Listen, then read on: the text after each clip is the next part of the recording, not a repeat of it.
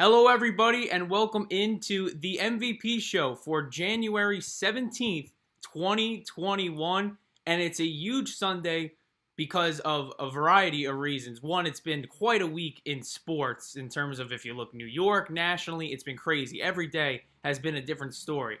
But the main reason it's a huge week, if you could tell from Dan and Brennan's screens, both of their teams have now advanced to their conference championship game. Packers last night to the NFC Championship, as well as the Bills to the AFC Championship. And it's a tale of two different, fandoms for both Brennan and Dan. Brennan is used to this situation. Packers have been there for the last 7 years and now the second year in a row. But for Dan, where we'll start, the first AFC Championship berth since the 1993-94 season, in which was, by the way, a victory against the Kansas City Chiefs to get to the Super Bowl, and then that would be their fourth and final Super Bowl loss of those 4 years. Sorry to bring that up. But it's been that long. First one of your lifetime. Not only the first playoff win of your lifetime, but now two in a row, Dan. And literally one game away from making the Super Bowl. I want your thoughts on last night's game and how you're feeling watching it. Because I, as a Giants fan, as people know, when that pick six was brought back by Teron Johnson, there we go. I was ecstatic. I was almost jumping out of my seat. It was a shift in the game, the turning point, and I'm sure you were excited as well. Yeah, so for this game, we had different expectations. We did. Because last game, if the Bills lost the first round of the Colts, I was going to be angry because they were the 2 seed. They were expected to go a lot further than that. This game, I felt like, if the Bills win it, that would be great, and I really hope they win, but I was not by any means expecting a win in this game. I just kind of wanted to see what would happen with the Bills. I don't know how many Bills fans, maybe they disagree with me on that one, but Lamar ends up getting injured late in the game, doesn't come back. Obviously I was hoping he would come back. I think everyone was hoping he would come back regardless of the situation. No one wants to see any quarterback go down like that. And the Bills ended up, yeah, especially the MVP. That was really tough. But that was the circumstance of the game, and obviously the interception by Teron Johnson was huge. Josh Allen called it a franchise-altering play, I think, in his post-game conference. It was wild, the fact that the Bills are still alive, and that they're still a great team. I mean, ever since this guy was on the team, there's Jim Kelly's signature. I don't know if you can tell. Wow. Yeah. I don't know. It's ever since him, we have not bet in the game, and I was not alive back then. So, just got to put on your vintage 1980s Bills hat and hope for the best. We had Flutie Flakes last week, and now we have a hat plus a helmet signature this week. So, Dan bringing out all the Buffalo paraphernalia. Brennan, now to you. Because Dan's ecstatic, bringing up history.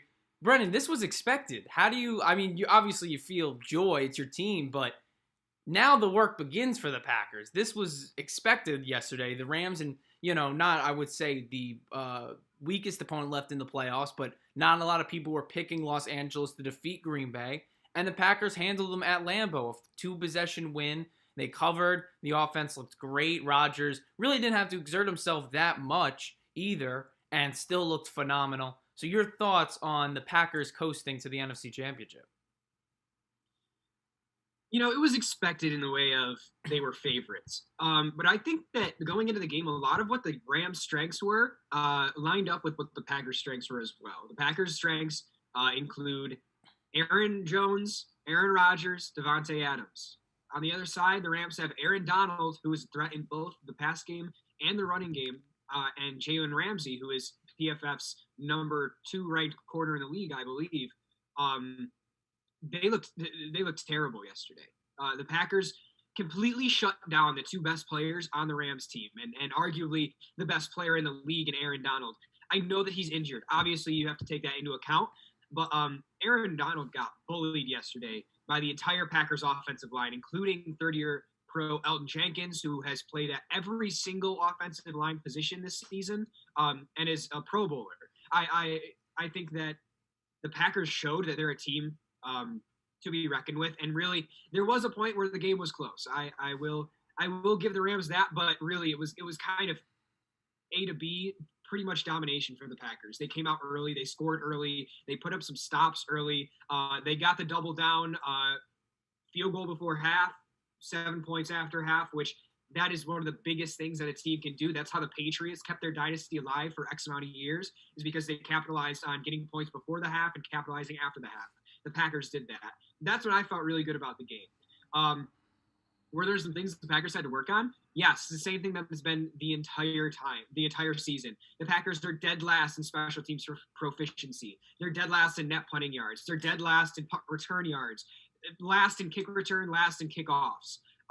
That is something that the Packers have to work on. And I tweeted it yesterday, or I tweeted it when they played 3 weeks ago, and I retweeted it yesterday. If the Packers lose, it's not going to be because of their offense. It's not going to be because of their defense. It's going to be because of their special teams.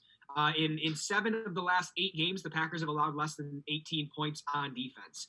That is very, very effective when you have the number 1 offense in the NFL, averaging over 30 points. But if you give the ball away on special teams, those are the mistakes that are going to come back to haunt you. Special teams wasn't great yesterday. That's what kind of kept the Rams in the game. They didn't have a lot. The Packers didn't get a lot of yardage off of special teams. Johnny Hecker had a 67-yard punt, I believe, at one point, where Tavon Austin just let it go over his head, didn't even try and catch it, and let it roll. There were some mistakes, but the Packers did look very good. And going into next week, honestly, very, very confident about whoever they have to play. And when that game is inevitably billed as either Rodgers versus Brady or Rodgers versus Breeze, because that's how we like to market games, just based on the quarterback.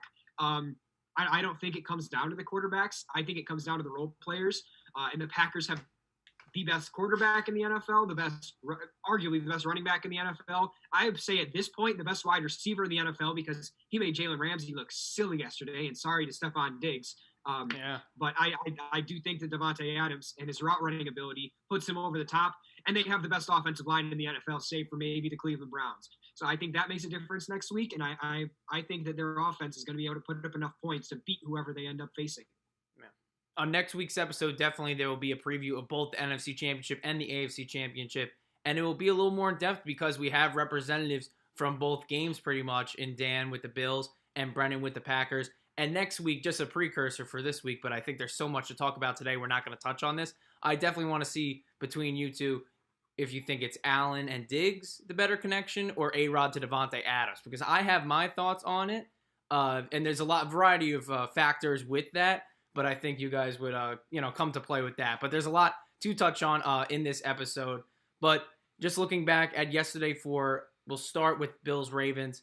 Justin Tucker missing 2 field goals was uncanny, and I think that's really what kept Buffalo in it or had that hope. And then in the third quarter, Lamar Jackson got injured after throwing a 101-yard pick six that we alluded to earlier, and that was the turning point of the game for the Bills. And from there, even though Lamar Jackson and the Ravens got the ball down 14 and then he would get hurt and then they would bring in a new quarterback, even when Lamar was in, there was a feeling that Baltimore, just the life was taken out of them after that interception, and they wouldn't be able to go down the field twice and score a touchdown both times. And to their credit, they didn't give up. They got into Bills territory late in the fourth quarter, but still not score, and a 17-3 win for Buffalo. And then we mentioned with the Packers, it was just an all-around, domination, maybe not in the special teams component. And Brennan mentioned that's what kept it close. But in the end, 32-18 victory. A weird final score, but the Packers got it done and advanced to their, as I mentioned, 4th NFC championship in the last 7 seasons. So both of you got to be feeling pretty good about your teams. And again, next week we will break it down in terms of both the AFC and NFC championship. But we have to wait for today to conclude to see who will the Bills and the Packers be playing. And this year it will be the NFC championship at 3, and then 6:40 will be the AFC championship. In my mind, growing up, it was always NFC later. I think they shift every year. But, Dan, you get the Bills again in a night game in prime time, which could be a home game if they play Cleveland, but on the road, to Kansas City if KC wins today. But, both of you got to be feeling really good about your team's victories. A team that also in the NFL should be feeling good, and we don't say this a lot on this show because they had maybe pretty much the second most dreadful 2020 NFL campaign, and that was the New York Jets. But I think they should be feeling good because they just hired, in my opinion, without Eric Bieniemy on the, list pretty much, the strongest head coaching candidate out there in Robert Saleh. He's a 41-year-old defensive coordinator from San Francisco in the last 3 seasons, and he was also a part of the Super Bowl winning team in Seattle. He's the 20th head coach in Jets history, and GM Joe Douglas had no prior relationship with Saleh, but Saleh impressed him so much and showed his leadership abilities in their interviews enough for Douglas to give him the job. And really looking at this candidate, Saleh not knowing much, maybe X's and O's and how he runs his defense in San Fran, he is going to be the anti-Adam Gase in the extent that he's going to show a lot of energy. He's going to be a player's coach. His press conference, which will be this week, probably won't be remembered for eyes that are batting around the room. It's probably going to be high intensity, I would predict, from Robert Saleh. And obviously we'll see what he brings to the table. And I think a huge part of why Giants fans began to like Joe Judge was that opening press conference. A lot of people thought he talked NFL mumble jumble, but a lot of people thought it was a culture change that the Giants needed. Saleh has the opportunity to do that with the Jets. And as I mentioned, no matter what he does in the press conference, if he shows enough intensity, enough energy, enough desire and passion for wanting to turn this Jets team around, he's already going to be more loved than Adam Gase. So not really a tough guy to top. He's the first Muslim head coach in NFL history, and his hire was praised by former players like Richard Sherman and Joe Staley, as well as Russell Wilson, in terms of, again, liking him. He's a player's coach. And I think it might be what the Jets need. An interesting note, and Brennan would know this, his Packers, Saleh was the best man at Packers head coach Matt LaFleur's wedding. So the Jets and Coach Robert Saleh have decided to bring in Matt's brother, Mike LaFleur, to be the offensive coordinator for the 2021 season. And look, my thoughts, again, as I said, you don't know much about X's and O's. He's a defensive coordinator in his last job with San Fran, has never been a head coach, which always wary. But the last time the Jets hired a head coach who failed somewhere else and got fired in Adam Gase, it was a disaster. But also the last time they brought in an offensive coordinator in Todd Bowles, who was turned to a head coach, it was a disaster. Does this guy have the same markings? Not sure yet. So far, he's done everything right in terms of the transition from San Fran to the Jets. A lot of people around the NFL like their offensive coordinator hire. And as I mentioned, Jets fans are going to love his intensity, his passion for the game. There's videos of him online, if you watch 49ers games, but there's sure to be highlight clips of him, jumping up and down with his players, his chest pump after a good defensive play. He's not someone who's going to be quiet and look down at the plays and call it silently and not reach out to his players and not have a relationship with them. And I can't guarantee you wins or losses, but I guarantee that Robert Saleh, if eventually he goes out, with the Jets, he won't go out the same way Adam Gase went. It will be loud. It will be, for better or for worse, Saleh's going to try and shift the culture with Joe Douglas. And all cards are on the table with both Douglas and Saleh with this hire. Douglas, even though he's brought in and it's been a relatively short tenure, a 2-14 season is not uncharacteristic for the Jets, but you can't have it with, and expect to keep your job for long. The pressure now is on Douglas. It will be his second draft coming up in which he has full control, and now he has his guy in place. Maybe he wasn't an Adam Gase guy, even though there's no reports to indicate that him and Gase had a fractured relationship. These are his pieces put in play, and we'll see what Joe Douglas does. Another interesting note before we get your guys' reaction, Doug Peterson and Joe Douglas had a relationship in Philly, but the Jets decided not to hire the former Super Bowl winning head coach. Doug Peterson has pretty much been a person non grata in NFL circles recently due to his Week 17 coaching display against the Washington football team. So maybe that was a reason, and maybe Peterson finds a job somewhere else. But when he got fired, I thought that he would go pretty much to the top of the Jets list for who they wanted as head coach, but it did not happen that way.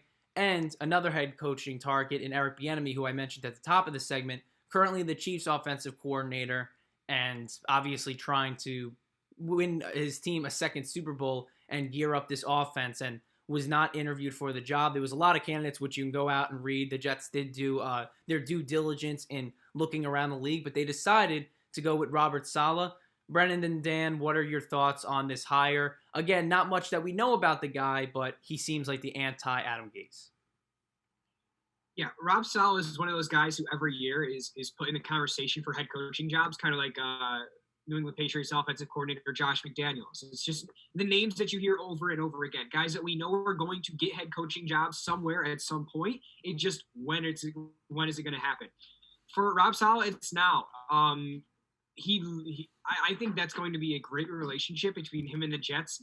I think there is a little bit of trouble already in the water brewing, as Saleh has said that he likes Sam Darnold at quarterback. So that is going to be interesting to watch play out, especially with the draft coming up and the Jets having some pretty prime position to take any one of the 5 quarterbacks projected to go in the first round. That's going to be fun to watch. Absolutely. I think it's good for the Jets to come in and get a guy who's defensively minded. I mean, the old adage is defense wins championships, and whether or not you subscribe to that, I think you still have to think about the fact that it contributes to what goes on in a football field. If you don't allow a team to score points, it makes it a lot easier for your team to win, even if they don't have a good offense. Right now, the Jets don't have a good offense. They don't have any real weapons on the offensive side of the ball. So, hey, why don't we come in there and try and make things easier for that offense by installing a guy who knows how to run a defense and who knows how to run a pretty good defense. The 49ers this year plagued with injuries. They were still in contention for a playoff spot. So, I don't know. I think you have to look at what he's done in his last few years. Obviously, getting glowing reviews from a lot of former players, including Richard Sherman, who is in contention for best quarterback to play this decade or the last decade, the 2010s. And when you get praise from those kind of guys, that is big news, and people listen to that. So I think it's a good hire for the Jets. I think it's a step in the correct direction, but it's going to be interesting to see where they go in the draft because, like I said, Saleh likes Darnold at quarterback. Was Darnold the lowest rated quarterback in quarterback rating last season? No, he was second worst. Only Drew Lock was worse. So, yeah, I mean, it's not a great decision there to go with Darnold at quarterback, but hey, if he thinks that he can win with Darnold there, all power to you. Yeah, I agree with basically everything you just said. You know, is this a good hire? It's definitely a step in the right direction. Whether Robert Saleh will be a good coach or not, we don't know yet. You know, I don't think anyone ever knows. I'm sure the Jets thought Adam Gase would be a good coach. But after the first press conference, we knew that might not have been a good idea. So we'll find out is the thing. It's definitely good they're moving in a new direction and hopefully establishing a new culture. I feel like in a lot of sports and a lot of talk shows, people like to talk about culture, and it's a bunch of nonsense. But in football, culture really matters. You know, you got to have a good culture if you're going to win. It's not like basketball where Kyrie Irving can be a problem and you're still going to make the playoffs and probably win a series. In the NFL, if you don't have a good one, that's definitely an issue. So it's a good thing that they're changing. I can't wait to see how this Sam Darnold thing plays out. And, you know, as much as my inner Bills fan says I love the fact that the Jets are absolutely a joke, I do not like to see people in pain. I want to see the Jets get better. I want to see a competitive AFC East every year. That would make things a lot more fun. And, yeah, you know, just end the suffering in New York with the Jets fans. There's definitely a lot in my area. And hopefully Robert Saleh can put an end to their misery. Definitely on top of the list for Joe Douglas and for Saleh will be Darnold, as we mentioned, and that second pick overall. What the Jets do with it is going to be interesting, whether they trade down and try and collect more picks, or they draft a quarterback, or they draft an elite pass rusher, or or a piece for their offense in terms of a wide receiver. It's definitely going to be really besides Darnold, the thing that is scrutinized and analyzed the most during this NFL offseason, and will be pretty much the biggest pick, I think, of Joe Douglas's career. You know, you don't want to put too much real estate, as I've mentioned many times on the show, into one thing. But when the Jets had such a terrible season last year, they have to get this pick right or trade it away and collect a bunch of other picks and then get those picks right. So, you know, again, and we mentioned our thoughts on Saleh.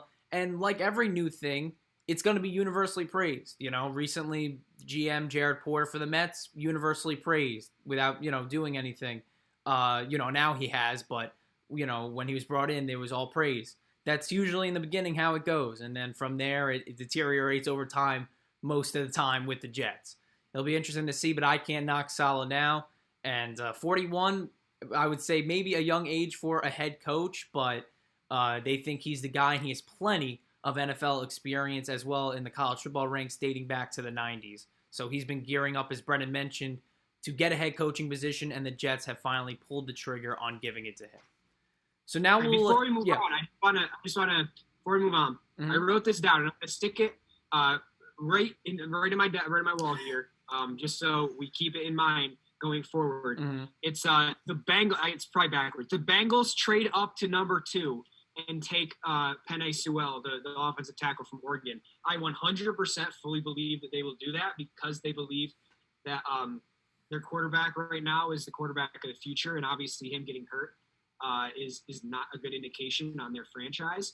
Bengals go from 5 to 2, take an offensive tackle, shore up the offensive line, and they win 7 games next year. Sewell is the second overall rated prospect, of course, behind Trevor Lawrence in terms of overall players. Of course, the second quarterback available would really be up to a debate depending on who you ask. Justin Fields, Zach Wilson, and Mac Jones is recently out of Alabama declared for the draft. But a good prediction is Brennan makes it official by putting the the sticky note on the computer desktop there. And interesting prediction, and really you can't argue against it because the Bengals definitely need offensive line help. And even though Joe Burrow ended his season this year, unfortunately, with the torn ACL and I believe an MCL with it, he's the guy of the future in Cincinnati. So interesting prediction, and we'll sure to write that down and circle back to it in April. But there you go, involving the Jets' hire of Robert Saleh. Now we'll transition into the New York Yankees, and really we thought we'd talk mostly Mets and Yankees baseball in December, and then January would be a quiet period until February, and spring training and gearing up for the season would take place.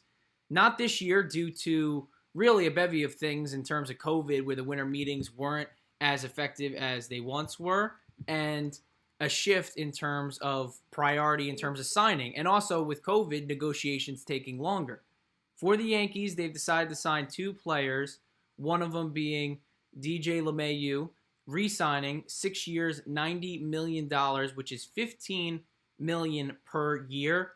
Great value for DJ LeMahieu. Last year finished 3rd in MVP voting, and it was reported on Monday that he was dismayed with the Yankees in terms of negotiations, was going to start talking with other teams per request of him to his agent, one of those teams being the Red Sox, as well as others in Major League Baseball. Fast forward 4 days to Friday, and DJ LeMahieu, now a Yankee until at least 38 years old when his contract expires. This is great value for DJ LeMahieu. It makes him the 4th highest paid player on the Yankees, but at $15 million, it was lower than I expected. I thought they were going to get him for 5 years, $20 million a year, which would equate to $100. Did not happen that way. Did they give him one more year than I'm comfortable with? Sure, but it's only at $15 million, which the value of that contract will go up in terms from a Yankee standpoint for the years once the Yankees are willing to dish out more money. But great value right now, and again, as I mentioned, it will continue to get better. LeMahieu really hasn't shown signs of slowing down as he's gotten older. And as I mentioned, 3rd in MVP voting, 364 average last year in what was a shortened 60-game season. And then the Yankees also got a new arm in Corey Kluber. Not a lot of stats from last year, only pitched 1 game before he tore a muscle in his shoulder, ending his season. But Kluber for 1 year, $11 million, I believe is also a great value. This guy's a 2-time Cy Young Award winner, a great postseason ERA. You go back to the 2016 World Series in which he won 2 of the 3 Cleveland games for Cleveland in that World Series. In the most recent ALDSs, unfortunately, against the Houston Astros and the Yankees, he hasn't pitched well, but those were all games in which Cleveland was down in the series. And you look at Kluber as well in his 30s, he's I think 33, going to be 34 coming into this season. But it's a 1-year deal, and the Yankees need pitching help. Luis Severino is coming back from Tommy John. Garrett Cole's obviously slotted as your number 1, but there's still questions involving Jordan Montgomery and Debbie Garcia. There's optimism surrounding them, of course, but are they number 3s in a rotation for this year right now? I don't know. And most definitely the Yanks don't need next postseason to even consider the idea of pitching an opener, in which they did in this postseason.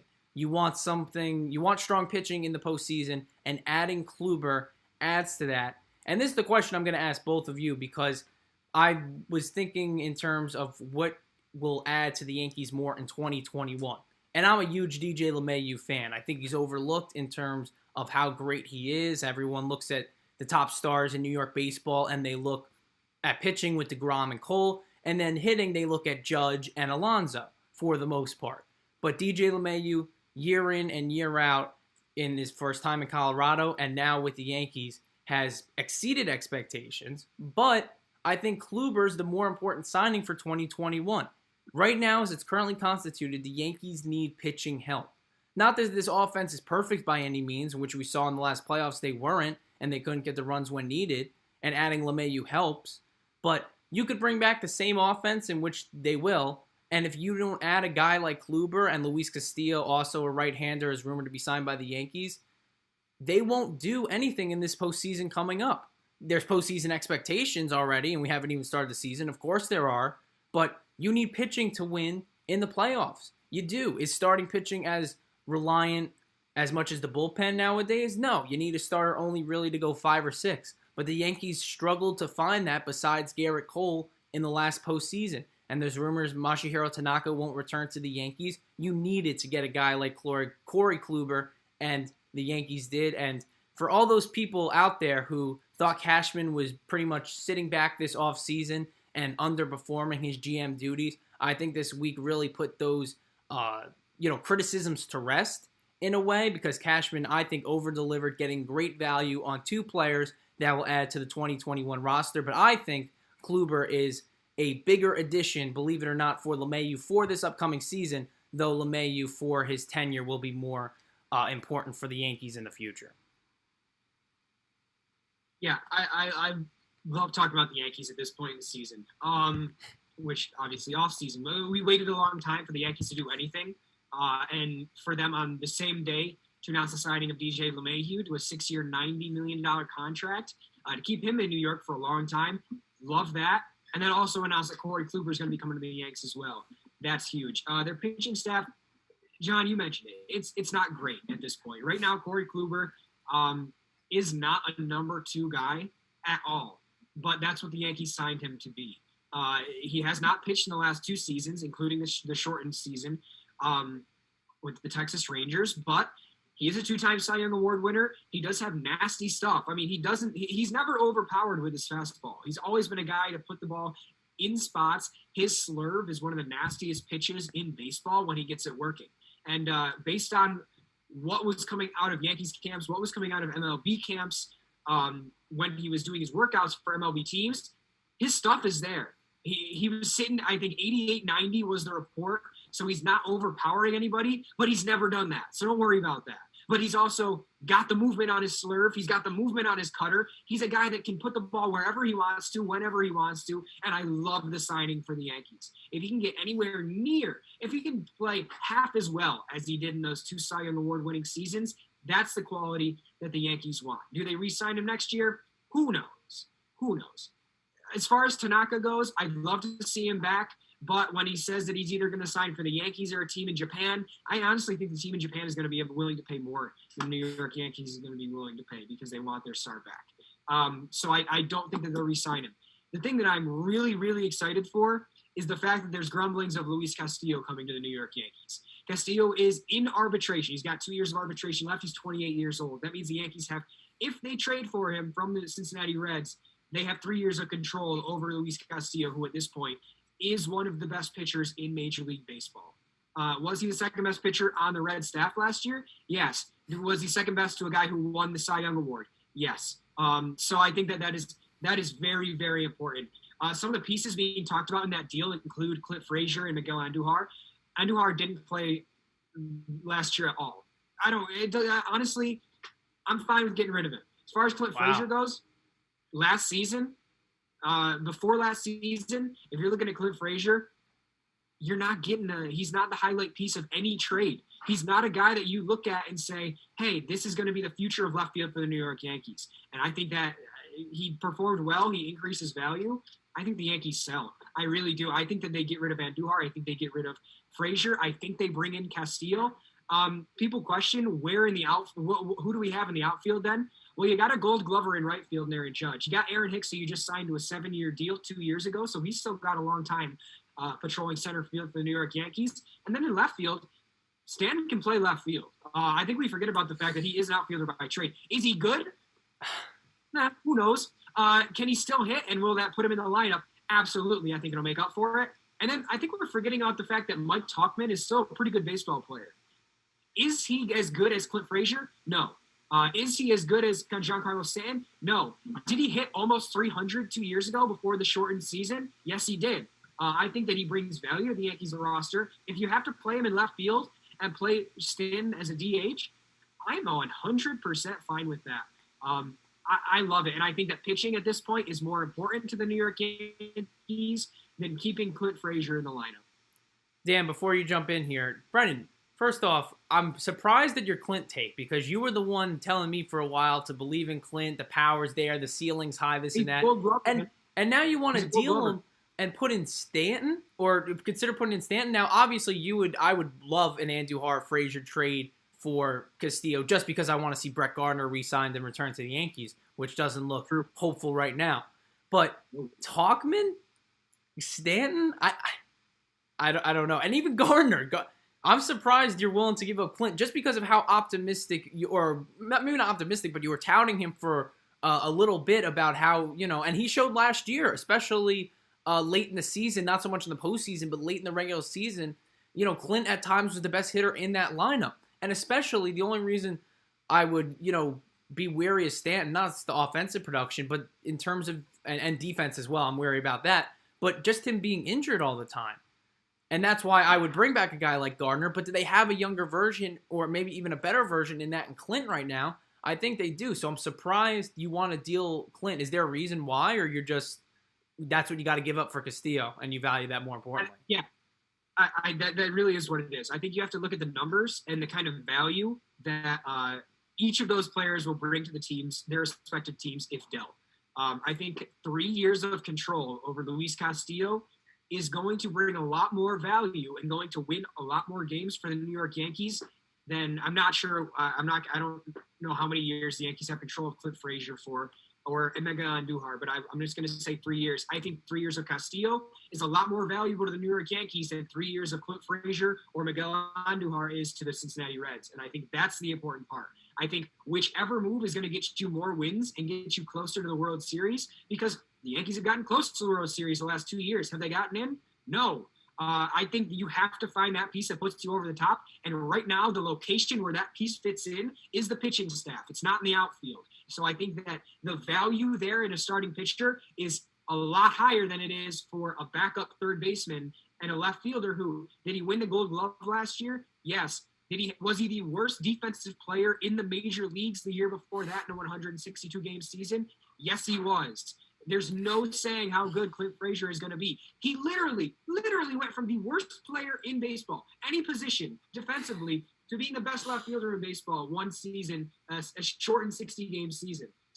He could land anywhere in between that. I think that the value is as high as it's going to be for Clint Frazier. I do think he's going to be a good player. I do think he will be an all-star probably, I don't know, in his career, probably 3 seasons. But Luis Castillo is at that level now, and the Yankees need to win now. And I think that getting a starting pitcher is much more valuable than keeping Clint Frazier on the roster. So when you want to see the lineup for a sports team, you go to lineups.com. That's just where you go. And as I look at lineups.com, I'm seeing that the Yankees have some guys that can hit, some guys that can score. But what I'm looking at right now, I see LeMahieu, Judge, Hicks, Stanton, Voit, Urshela, Gleyber Torres, Brett Gardner, and then Kyle Higashioka. Those guys can put the bat on the ball, okay? But did you guys know Garrett Cole's still on the Yankees? There's so much, like the Yankees need this, Yankees that. I forgot that guy's still there because we're always talking about what they need. They have one of the greatest pitchers in the league right now. Maybe the best they have. So, I mean, adding Kluber is no doubt a great move for this team. They definitely can use, the last time he pitched more than 200 innings, he had a 2.89 ERA. He went 20-7 for Cleveland back in 2018. It's the last time he had more than 200 innings. That's great. That's great to add this to this team. And I mean, I don't watch nearly as much Yankees baseball as you guys do, but I know that adding this any pitching to this staff is really something that's going to help them because, again, offensively, this is a team that can hit. So I think it's a really good signing for them, and there's going to be some fun baseball in New York this upcoming year. Absolutely, and the Yankees follow up. I wouldn't say one up. I think there's still the biggest signing in Major League Baseball is the Mets acquiring Francisco Lindor, but had that news last week, and then this week, Yankees with LeMahieu and Kluber adding for what should be, as Dan mentioned, a fun 2021 for New York baseball. Another team that added a star player were the Brooklyn Nets.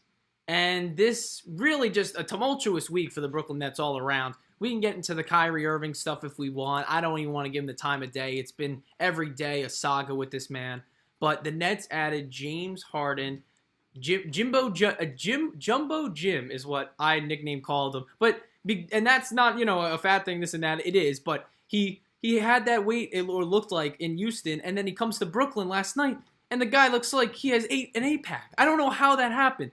He's got to go to Hollywood and pitch to them. Yeah, in a week, I lost like 40 pounds. Because that's what it appeared to be looking at last night's game. And maybe the ABA Nets blue is a little slim-fitting or something. Because he looked phenomenal. And he played phenomenal as well. He had 32 points, 14 rebounds, and 14 assists, and 12 rebounds in what was a win against the Magic last night. His debut, it's actually the first time in NBA history a player has made his debut and has had, or for a team or as a rookie, and had a 30-point triple-double. I think an interesting stat. Very specific, but I think interesting. Kyrie was, again, not in the lineup for his 6th game in a row, and Kevin Durant, added a 40-piece because why not, And Brooklyn handled the Orlando Magic. And we're not going to break down last night's game by any means. We're going to break down this acquisition of James Harden because they traded for him from Houston. They gave Houston 3 first-round picks, 4 first-round swaps in terms of here's my first-rounder for your first-rounder in terms of accumulating them. Karis LeVert, it was a 4-team trade, by the way, not going to give you everything, but just the Brooklyn Nets. Karis LeVert went to Indiana, and Jarrett Allen, their center, and Tayshaun Prince both went to Cleveland. So the Nets got Harden, but they did give up Jarrett Allen, who was splitting time with DeAndre Jordan at the center position, and it was the younger of the 2 options for the aging DeAndre Jordan. And Allen was a first-round pick a couple of NBA drafts ago, but the Nets dealt him to, sweeten the pot to get James Harden. And now the Nets have their own big 3. Kevin Durant, Kyrie Irving, and James Harden. Is it the most hated and maybe could be at times dysfunctional big 3 of all time? Yeah, probably. And that's what's going to be interesting about this. I don't like, personally, any of these guys off the court. You could say what you want. Durant, in terms of his decision-making, I didn't like, where the Warriors beat his team and then he joined them. But hey, he's in pursuit of a championship. Harden is known to be a party guy in Houston and broke COVID protocol when he went to a strip club. And then Kyrie's his own mess in terms of a lot of issues, which we could really do an hour on, and is just a lot from in terms of he doesn't want to play right now due to recent news events, but was spotted at a Jersey nightclub celebrating his sister's birthday. So there's a whole lot to unpackage there. Saying all of this, are the Nets now the favorites coming out of the East and could contend for an NBA championship? Because the expectation this year was definitely the Nets are definitely a playoff team and they could contend against Boston, against Milwaukee for the NBA Finals. Does this move put them ahead of the Lakers even? Because on paper, when you're playing on NBA 2K, this team's unstoppable. Who's going to stop that 3-headed monster along with Joe Harris, a very good shooter who is now going to be covered by your 4th defensive option pretty much if you're the other team, and Harris is a knockdown shooter, and DeAndre Jordan, who's been a reliable center in this league for a very long time. Who's stopping this team? Now, the defense isn't the strongest. Harden and Durant aren't known for their defensive lockdown capabilities. Kyrie a little more so, but not by any means any of them lockdown defenders. But who's stopping these guys? If they're all 3 on the court, and there's no dysfunction off of it, who's stopping them? It's Team USA almost in terms of this big 3. You can't call them the greatest big 3 of all time in terms of, because there's been a lot of great ones and they haven't done anything yet. And of course, the expectation, as I mentioned, is lofty. But Dan, do you think it is a good expectation from me or the expectation of fans that this team is championship or bust this year, or are the Lakers better still? I mean, I have such a hard time taking the favorite away from LeBron and Anthony Davis because they're so great and they just won it. But if you want to say that, I mean, on paper, when you see this lineup, as you mentioned, it's unbelievable for the Nets. I mean, they have to at least go to the finals every year. These guys are here. Every year. They are so talented, and they gave up so much. Just to summarize everything the Nets gave up very quickly, they gave up Alan Prince, the rights to their pick in 2017, Karis LeVert, Rodion's Kurtz, I don't know how to say that, 3 first-round picks in 2022, 24, 26, and 4 first-round swaps from 2021 until 2027 to the Rockets. That's a lot for James Harden, for one player. This is mortgaging their entire future for right now.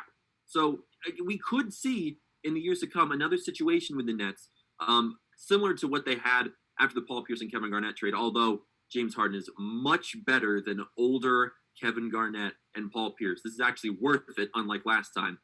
We could see in the years to come the Nets just really, really, really struggling again because they don't have any draft picks, or it's not in their control. They have the Rockets pick, and who knows how good the Rockets are going to be in 2027. I don't expect Kevin Durant and Kyrie Irving and James Harden to stay here until 2023. I don't expect them to stay until next Tuesday. These guys do whatever they want.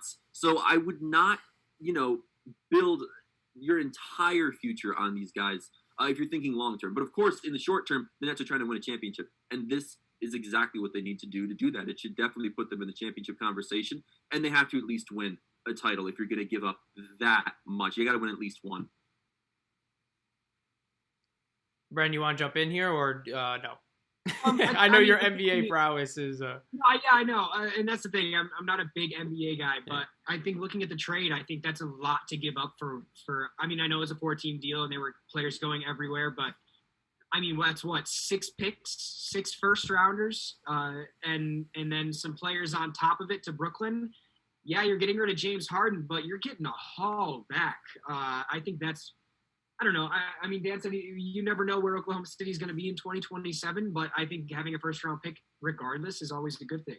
I think that, I don't know, I think it's going to be important for every team involved in this deal that they get some kind of value out of the guys that they get. I mean, obviously,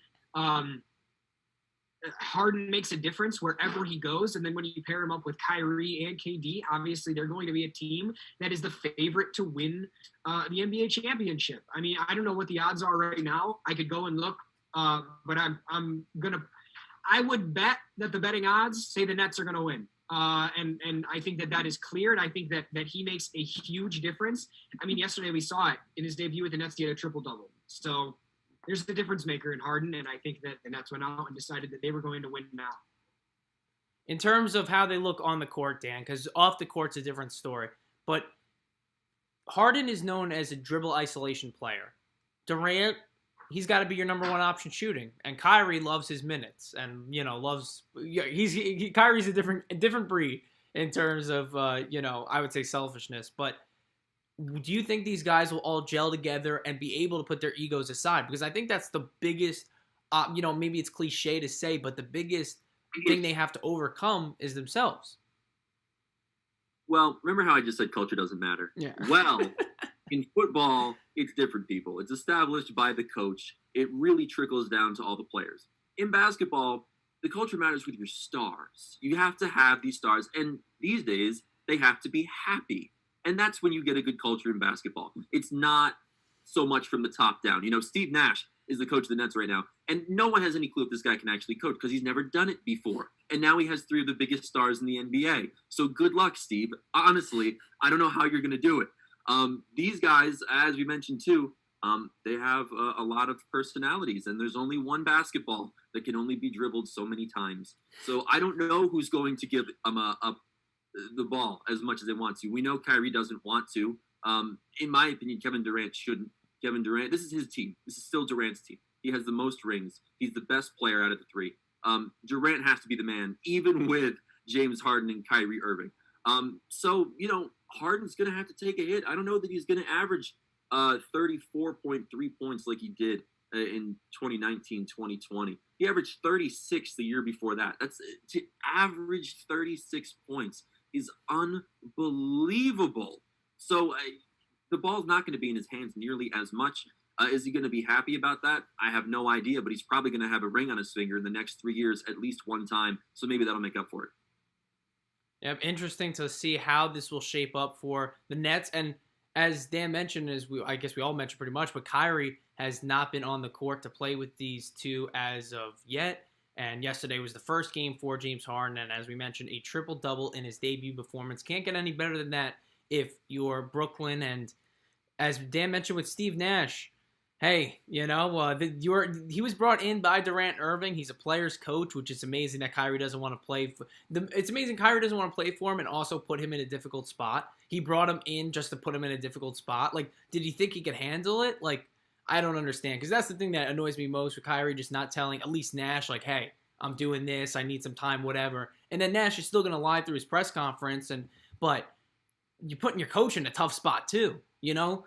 Kyrie could say screw the media, which he has called them frauds previously, or, and screw the fans, however, but your coach, your teammates, that's a different a level of selfishness, in my opinion, and how this will unfold will be interesting going forward. Before we get into our Sunday picks, our NFL divisional picks that are highly touted and will be maybe the reason you're tuning in, there's a lot of expectation around these picks. Before we go into that, a segment that's also highly celebrated, that the MVP of the week. This is someone or something that touches pop culture, news, entertainment, sports, someone or something that had a great week in terms of, it could be an anti one too, as we've seen, anti-MVP, but usually it's someone who had a great week positively. And I'll start, and this is a maybe out of left field candidate. I just enjoy the fact that, one, the organization let this man do this without firing him, and two, that it was posted on social media and everyone got to enjoy. But Connor McGahee, I think I'm pronouncing that correctly, is the play-by-play announcer for the Colorado Avalanche. He played solitaire on the projector on the rink. How great is that? He didn't get fired. Anybody else at their job, anyone else at their job would being placed, if you're playing solitaire on your computer, on the company computer, I'd fire them. What are you doing? There's something he couldn't have been doing to add to, to prep for the game or to, help the press box experience or just even talk with someone within the organization just to BS. This guy pulls up solitaire and literally on the projector coming down the ice is playing it. That's hilarious. And the Avalanche posted about it, and good for this guy. I think that's everyone's dream, that at their job they could play solitaire. And not only, it's like, you know what it is? The Baker Mayfield progressive commercial where they're playing video games on the jumbo screen at the Brown Stadium? This guy did that, but in real life. That's awesome. And he's not the owner or the president of the team. He's their announcer. And so I give Connor McGahee a lot of credit. Hilarious. How he got away with it, I don't know. And, I would like the playbook on how to, because I think a lot of people in their work would love to do that, especially using the company's best, property, a big, huge ice rink and the huge screen to project it from. So Connor McGahee, my MVP of the week, just for his sheer cojones pretty much to do that. And Brennan, I don't know. I saw your reaction to it, so I knew you knew about it. But who's your MVP of the week? Awesome. Yeah, I love it, and I don't think he's got in trouble because for the sake of content, that is gold. That's an absolute gold mine. I mean, it makes sense. Like, he's the only one in the arena. Gotta play solitaire, right? That's what you do to pass the time. Also, for the sake of content, another world that a lot of content comes out from is streaming, specifically video game streaming. And I think very dry breath again. Damn. What was that? He's playing solitaire on his computer. My goodness. Yeah. We're trying to load solitaire. Wiki. But no, okay. So I think back to it. A world that a lot of content comes out of, video game streaming, whether it be on Twitch, whether it be on YouTube, whatever. And I think the the gaming community had one of the greatest players of all time join their ranks yesterday, not yesterday, but this week in the world of Call of Duty Cold War in Mr. John Vicari. Oh, jeez. So that's my MVP of the week. John Vicari has joined myself, our friends Jane Becker and Ben Bacharach in playing Call of Duty Cold War. And I have yet to play with him because just, there's some timing issues and I really enjoy playing pond hockey. So I haven't been available the last few nights to play.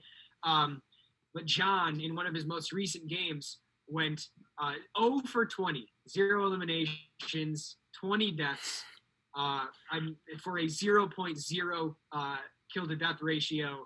And I think that really, the room for growth has never been bigger for anybody. So if he can climb out of this hole, I think it'll be one of the greatest comeback stories, not just in streaming history, but in sports history. And I'm looking forward to it. So my MVP of the week for his potential and potential alone is Mr. John Vicari.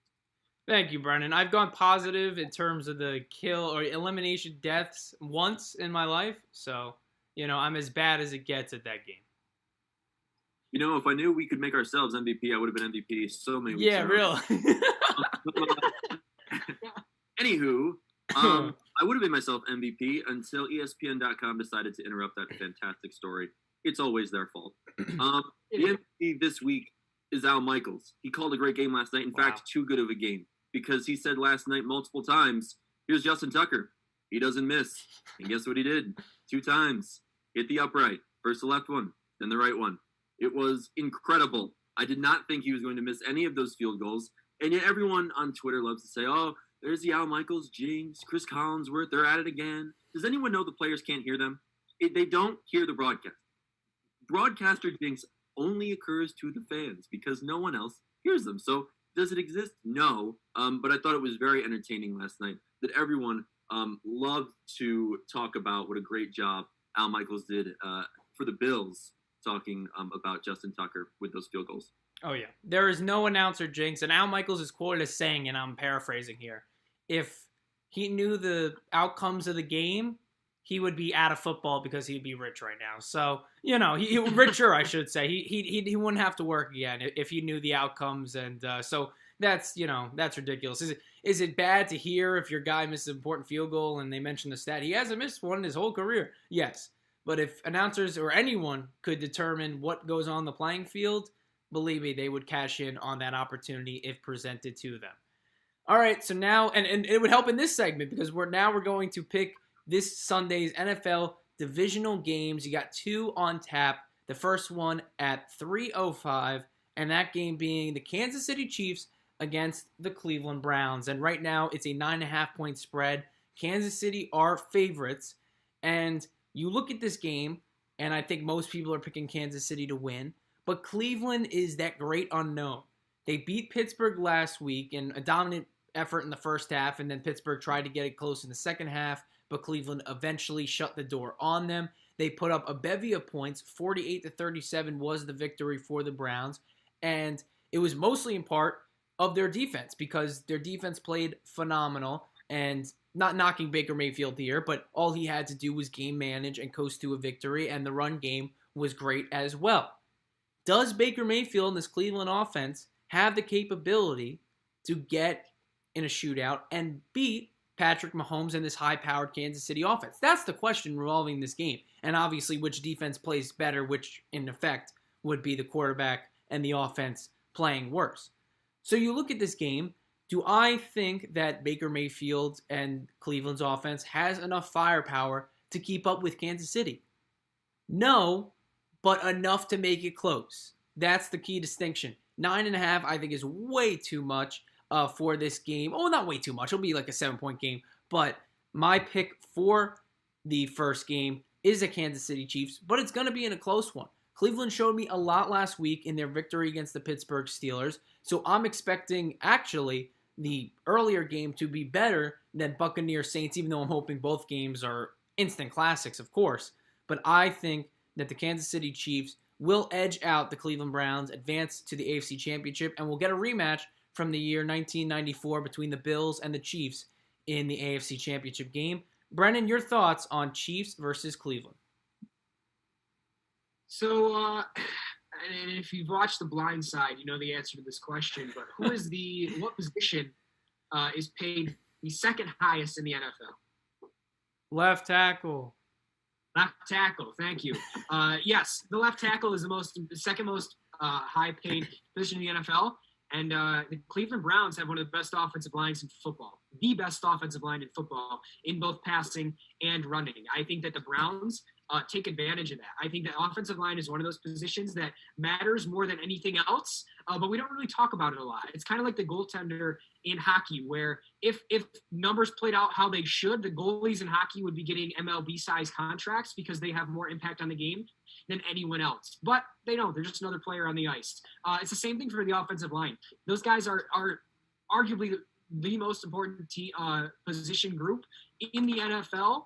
And we don't talk about them a lot, but I think the Cleveland Browns offensive line is very, very good. And I think that helps contribute to the fact that the Browns are going to be in this game to the end. With all of that being said, I'm going to ask another question that I would like an answer to. Uh-oh. What is the highest paid position group in the NFL? The quarterback. It is the quarterback, and Patrick Mahomes is much better than Baker Mayfield. So I think that the Kansas City Chiefs come out and they win the game. But, John, I 100% agree. I think that the Browns are able to stay in it and make it close. I agree. Chiefs win. Browns cover. Mahomes is better than Baker. Browns' offensive line is better than the Chiefs. So if I had to give all of you advice as to what to put your money on, I would say save it and put it in the bank. But if you're going to bet on game, I just, unfortunately, in good faith, I cannot tell you to put your money on Cleveland just because the Chiefs are so good. They have Patrick Mahomes. They're the number one seed. They're at home. For many reasons, I think you should take the Chiefs. Now, that being said, I would love to see the Browns win this game, not only for the Bills, but because the Browns fan base has been through so much. I want to see them go to an AFC Championship game this year. So I'm hoping the Browns win, but I can't tell you to put your money on the Browns in this upcoming game. So those are our thoughts on Kansas City against Cleveland. And then at 6:40 tonight, NFC Divisional Playoff game, the Battle of the 40-year-olds. It's not a boxing match. No, it's not a pro wrestling match. It is an NFL game. Two 40-year-old QBs, Brady versus Breeze. That's how it's being marketed. And no matter what, as Brennan alluded to earlier, NFC Championship is going to be Rodgers versus one of these two. So another great quarterback matchup, no matter what happens tonight. But what happens tonight, I don't know. This is a game in which I think it's the hardest of these four to predict going in. The Saints took care of the Buccaneers twice, a 34-23 win in Week 1, and then a 38-3 rout in Week 9. But this is a different Tampa Bay team. I understand that they escaped Washington narrowly last week, but for some reason, Brady and this offense is clicking. Well, not some reason. It always happens this way, really. They're clicking at the right time. Brady has a bevy of weapons to choose from, and this defense isn't stout, but New Orleans isn't a team that can score, in my opinion, at a fast rate. But I think the Saints defense has enough in this game to not make it a shootout, to keep Brady pretty much controlled or contained in a way. And I'm thinking this game is going to be a low-scoring one, maybe a 21-17 finish, in which the Saints, who are in the Dome at home, edge out the Buccaneers and get a win. Is it going to be mostly due to their defense and not the quarterbacks in which they're marketing it about? Yes. And I think New Orleans, even though I'm not confident about it, will edge out the Tampa Bay Buccaneers in this game. Brennan, Dan, your thoughts? Breeze versus Brady in this NFC divisional game. Yeah, the funniest thing about the divisional games this week is the fact that these two quarterbacks playing in this game are only 3 years younger than the combined age of all four quarterbacks that played in the AFC divisional round. Wow. Yeah, it's hilarious. I think that plays a big factor in the fact that both these guys are incredibly old. Drew Brees struggles to throw the ball more than 50 yards, as does Tom Brady at this point. They're both good. I'm not going to go around saying that they're not good just because they're old. And I think that it's rightfully so to make this a game between the two quarterbacks.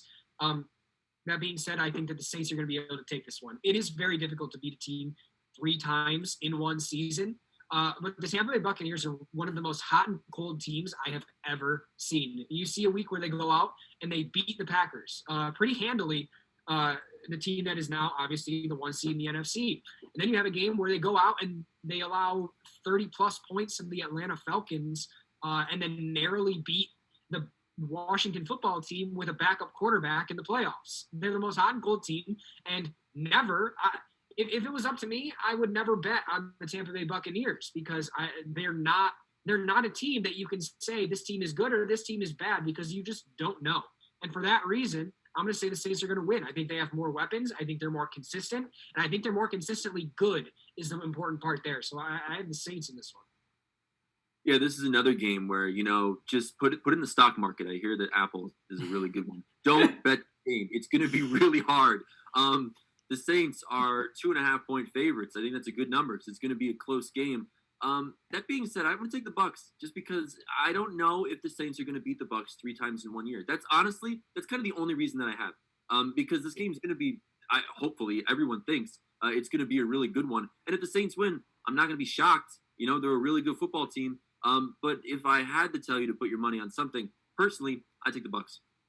So those are our thoughts on both Chiefs versus Browns and Saints versus Buccaneers. And that does it for today's show. I think we covered a lot of bases, a lot of sports, and it was a very, very important in terms of sports. I guess at every week it is, but it was very loaded with stuff, and I think we did our best to cover it, gave our thoughts. One last congrats to both of you guys for, your teams making it to the championship game. As we touched on MVP of the week, my accomplishment of the week was sucking at a video game, so there's that. For Dan Passante and Brennan Miller, I'm John Vicari. This has been the MVP Show.